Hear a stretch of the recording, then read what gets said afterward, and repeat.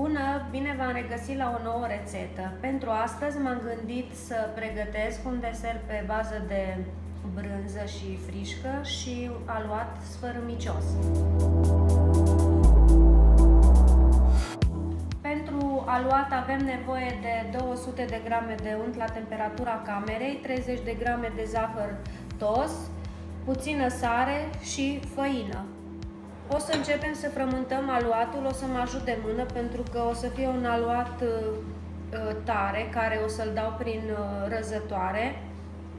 Și anume începem cu untul, zahărul, sarea,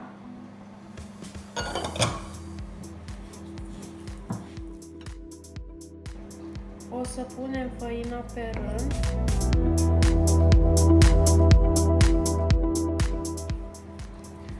Acesta este aluatul. O să tai în jumătate ca să fie mai ușor. Aici mi-am pregătit o tavă cu hârtie de copt și o răzătoare. Și încep să răzui aluatul. Între timp am pornit cuptorul. Am dat aluatul prin răzătoare, iar acum o să dau la cuptorul preîncălzit la 160 de grade și o să-l verific tot timpul până la coacere. Am scos tava cu aluatul de la cuptor și îl mai amestec din când în când cu curculița, pentru că nu vreau să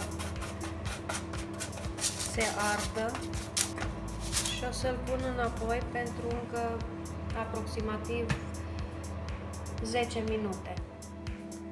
Până se coace aluatul, o să ne ocupăm de cremă și avem nevoie de 400 de grame de brânză, o brânză mai ușoară, nu chiar așa grasă, 70 de grame de zahăr măcinat, 2 plicuri de zahăr vanilinat și 400 de grame de frișcă. Începem cu brânza, zahărul și 2 pliculețe de zahăr vanilinat.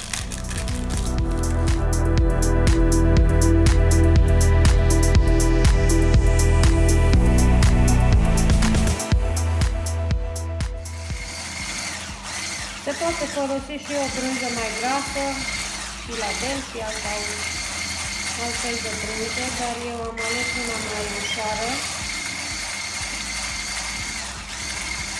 Începem să încorporăm frișca în brânză.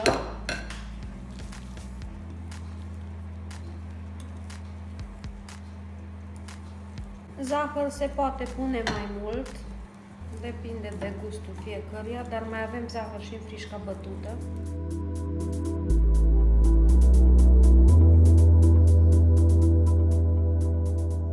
Aceasta este crema mea de brânză, să știți că este foarte bună și ușoară și o să o pun la rece pentru aproximativ jumătate de oră.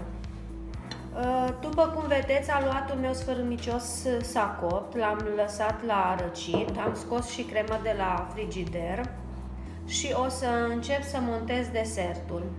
Mai am nevoie și de gem.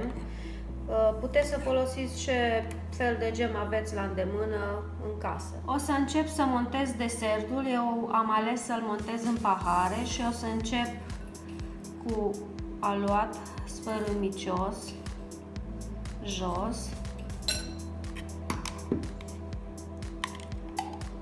apoi gem. Eu am ales să pun gem de zmeură,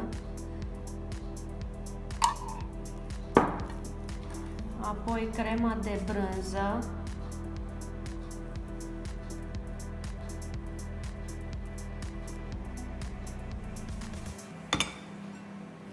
din nou aluat sfărâmicios. Se pot pune și biscuiți tocat mărunt sau pișcoturi.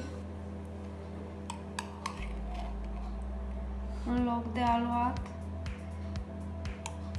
Continuăm cu gem.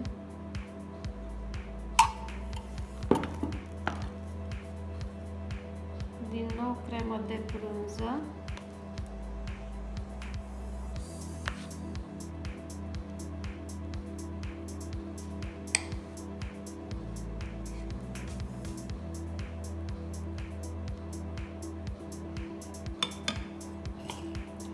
Deasupra punem aluat sfărâmicios.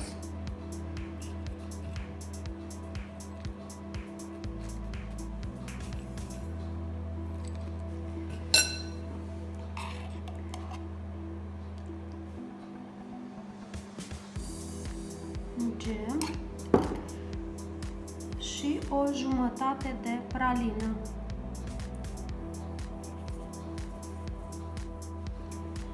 Acesta este desertul meu cu cremă de brânză și aluat sfărâmicios. Să știți că este un desert foarte ușor și foarte bun. Sper să-l încercați. Iar dacă v-a plăcut rețeta mea, puteți să-mi dați un like și să vă abonați canalului meu de YouTube. La revedere, ne întâlnim la următoarea rețetă!